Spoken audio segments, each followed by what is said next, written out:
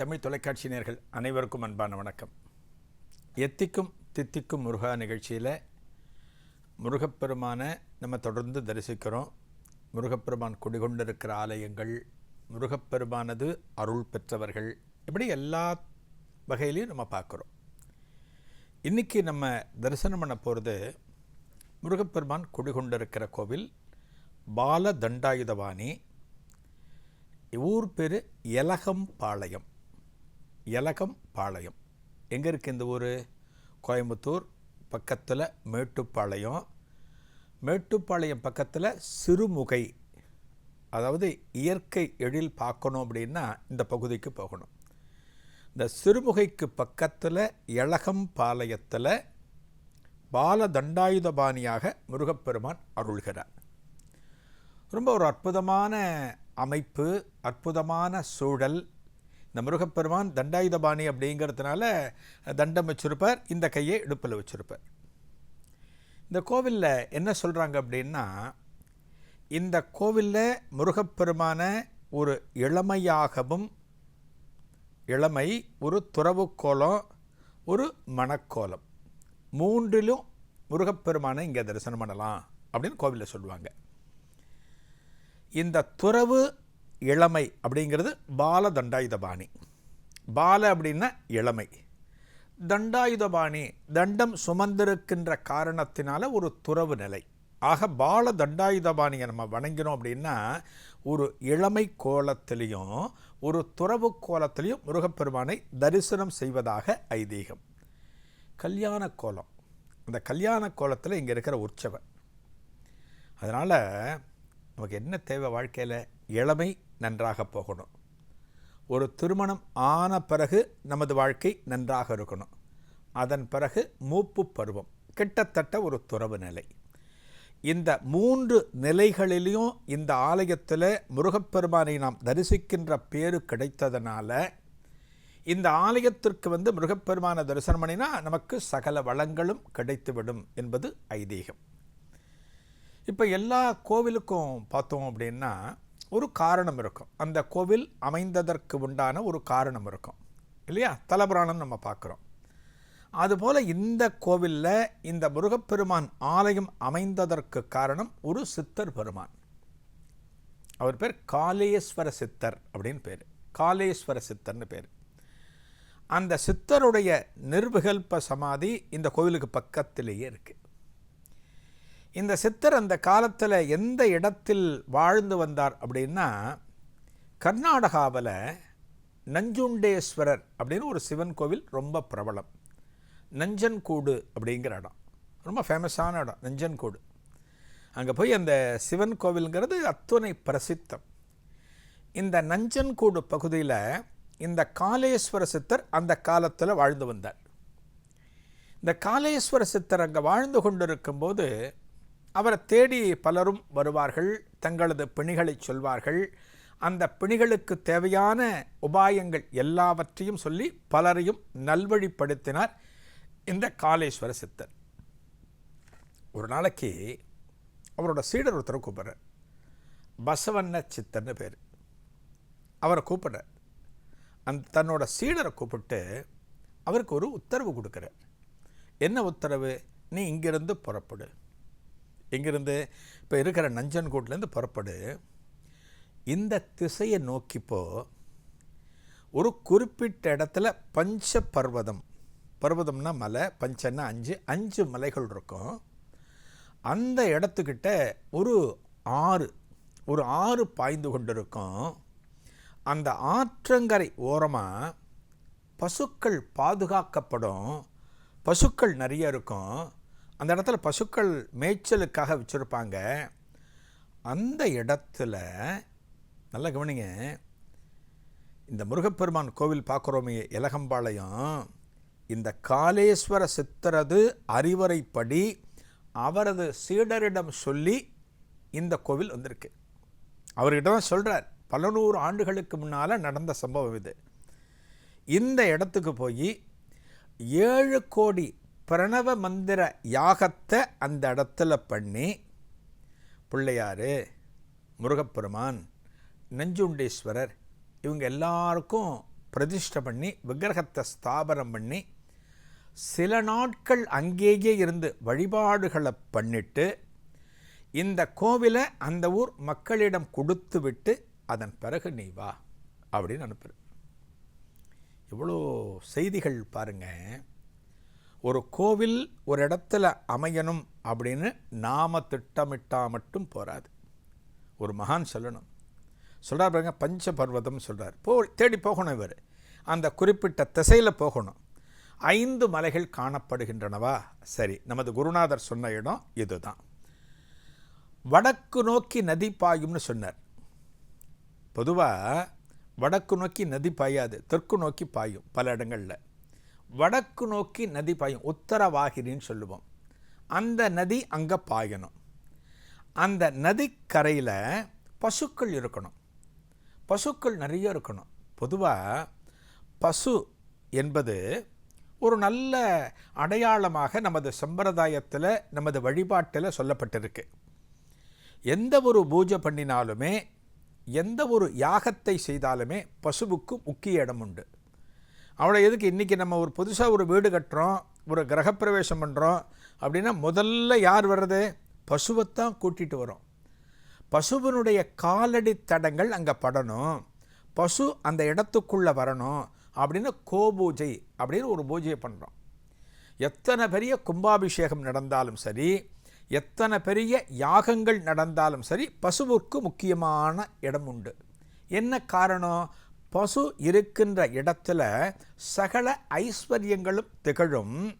அந்த இடம் செழிப்பாக காணப்படும். ஆண்டவனின் அருள் அங்கே அபரிமிதமாக காணப்படும். இதெல்லாம் நம்ம தெரிஞ்சு வச்சுருக்கோம். ஒரு கோவில் அப்படின்னா கோவிலில் போய் கோசாலையை தேடுறோம். ஒரு பசுவை எங்கே பார்த்தாலும் அந்த பசுவுக்கு ஏதானு ஒன்று வாங்கி கொடுக்குறோம். ஒரு வாழைப்பழம் வாங்கி கொடுக்குறோம், ஒரு கீரையை வாங்கி கொடுக்குறோம். பசுவை தொட்டு நாம் வணங்குகிறோம். இதைத்தான் சொன்னார், பசுக்கள் பாதுகாக்கப்படும் கரையில் ஒரு இடத்துல, அந்த இடத்துல யாகம் பண்ணி அந்த இடத்துல கோவில் கட்டு அப்படின்னு காலேஸ்வர சித்தர் சொல்கிறார். சொல்லி முடித்த உடனே இவர் அனுப்பிச்சிடுறார். யார்? இந்த பசவண்ண சித்தர் கிளம்பிடுறார். குருநாதர் சொன்ன திசையில் போகிறார். குருநாதர் சொன்ன திசையிலேயே போகிறார். ஒரு குறிப்பிட்ட இடத்துக்கு வந்துட்டார். கிட்டத்தட்ட குருநாதர் சொன்ன இடம், குருநாதர் சொன்ன அடையாளங்கள் அந்த இடத்தில் இருப்பதாக உணர்கிறார். அதை உறுதி செய்யணும் இல்லையா? அதுக்கு என்ன பண்ணுறார்? அந்த இடத்துல பாருங்கள், இந்த பசுக்கள் இருக்குன்னு சொன்னார் இல்லையா, லிங்கே கவுடர்னு ஒருத்தர் இந்த பகுதியில் வாழ்ந்துட்டுருக்கார். இது எலகம்பாளையம். ஒரு பெரிய மிராசுதார், எக்கச்சக்கமான பசு. இந்த கோவில் இப்போ இருக்குது பார்த்தீங்களா, இந்த இடத்துல தான் அவருடைய பசுக்கள் அந்த காலத்தில் இருந்தன. இந்த பசுக்களுக்கு தேவையான உணவுகள், இந்த பசு பராமரிப்புக்கு எவையெல்லாம் தேவையோ எல்லாவற்றையும் இங்கே தான் வச்சுருந்தார். இவர் என்ன பண்ணுவார்? தன்னோட வயல்களில் விளைகிற தானியங்களை ஏழைகளுக்கு இலவசமாக கொடுப்பார். கஷ்டப்படுகிறவர்களுக்கு உணவு வழங்குவார். அப்பேற்பட்ட ஒரு நல்ல ஆன்மாவாக இருந்தவர் லிங்கே கவுடர். அவர் தான் இந்த இடத்துல இருக்கார், கோவில் கிட்ட இருக்க. கோவில் இருந்த இடம் இன்றைக்கி இருக்கு இல்லையா, அதுக்கு முன்னாடி அவர் தான் இந்த இடத்துல இருந்தார். பசுக்கள்லாம் கட்டி வச்சு ஒரு மேய்ச்சலுக்கு எல்லாத்தையும் வச்சுருந்தார். கரெக்டாக இந்த பசவண்ண சித்தர் வர்றார். லிங்கே கவுடரை பார்க்குறார். அவர்கிட்ட சொல்கிறார், தனது குருநாதர் சொன்ன விஷயத்தை சொல்கிறார்.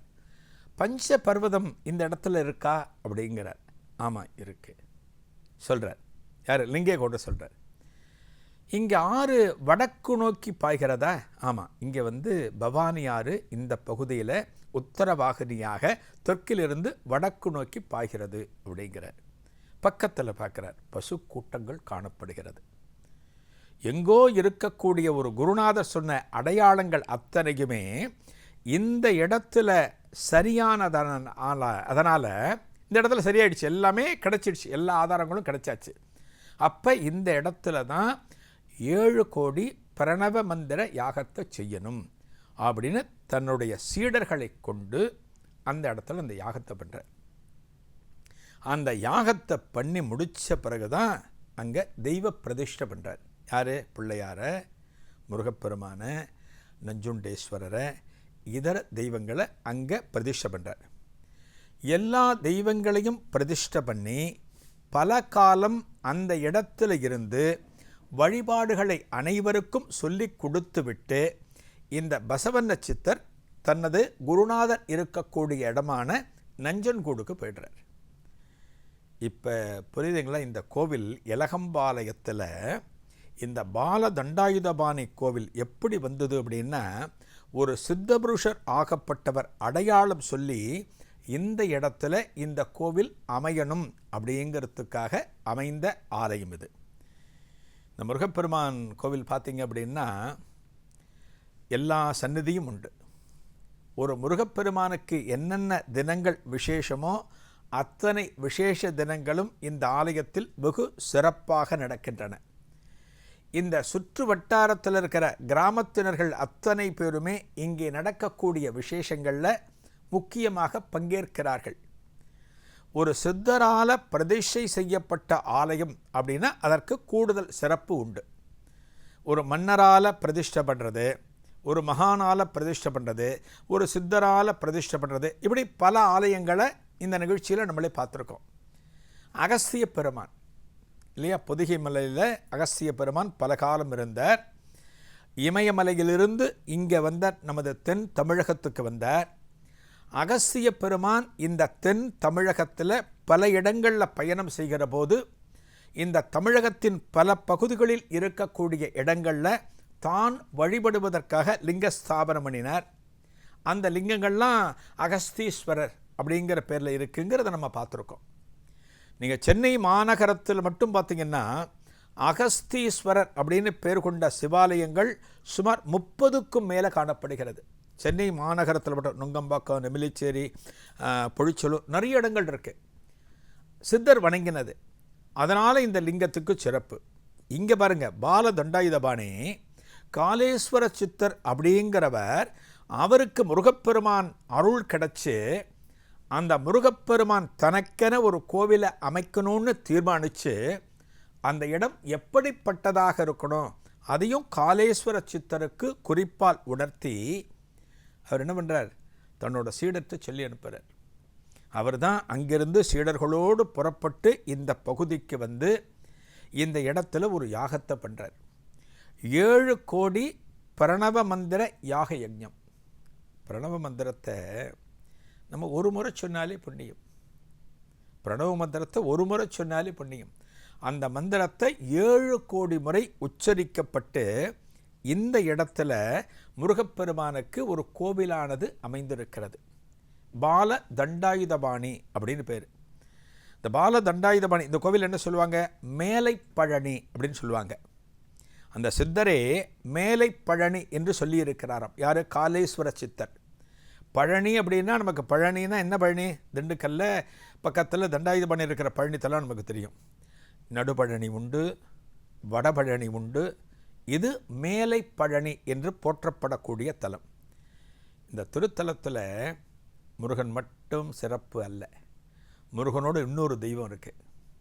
நம்ம எல்லாரும் யாருக்கு பயப்படுவோம்? நவகிரகங்களுக்கு பயப்படுவோம்.